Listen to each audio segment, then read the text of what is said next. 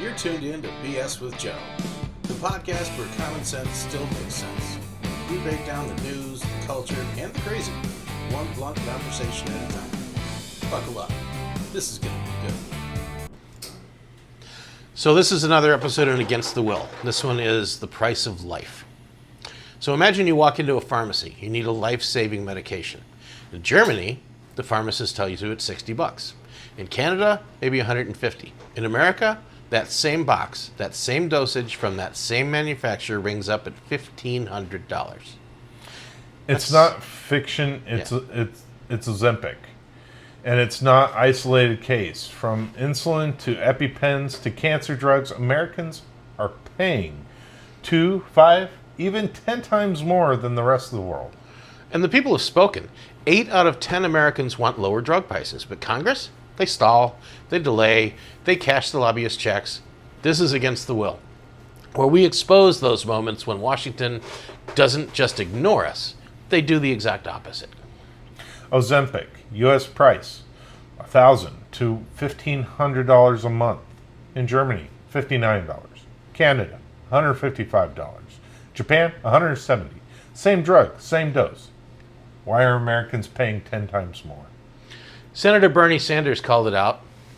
America is Novo Nordisk's cash cow, and yet polls show 83% support letting Medicare negotiate drug prices.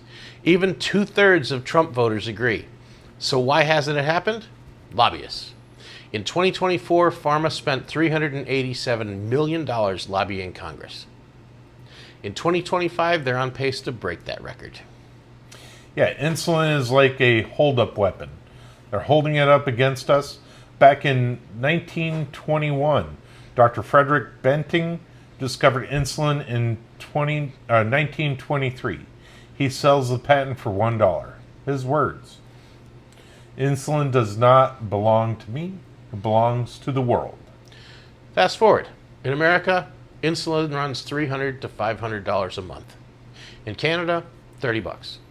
1 in 4 Americans on insulin ration their doses because they can't afford it. And yes, some die.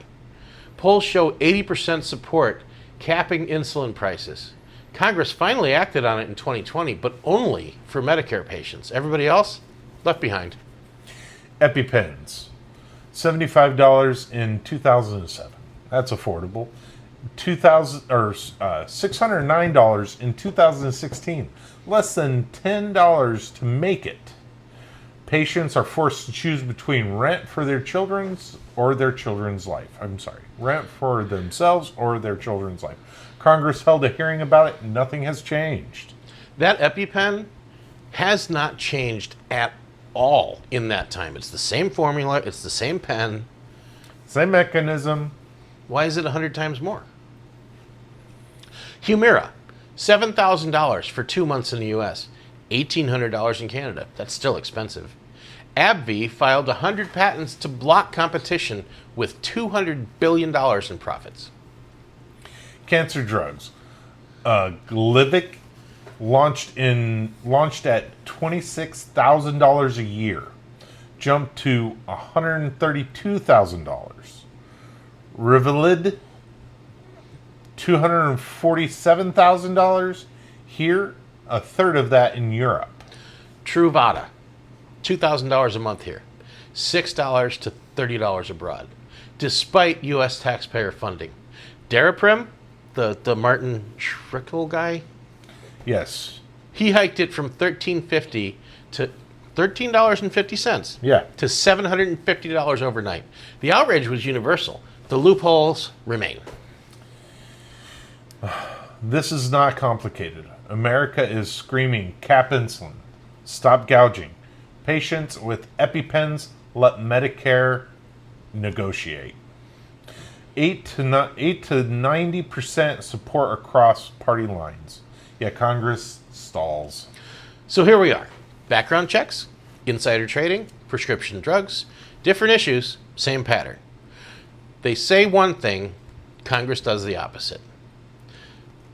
And the cost is not abstract. It's kids with allergies. It's seniors choosing between food and medicine. Diabetics rationing insulin. families drowning in debt. The inventor of insulin said it belongs to the world, but in America, it belongs to the lobbyists. This is not representation. It is governments against the will of the people. Right. I'm not for companies to not make profit. But whenever they up the prices 100-fold...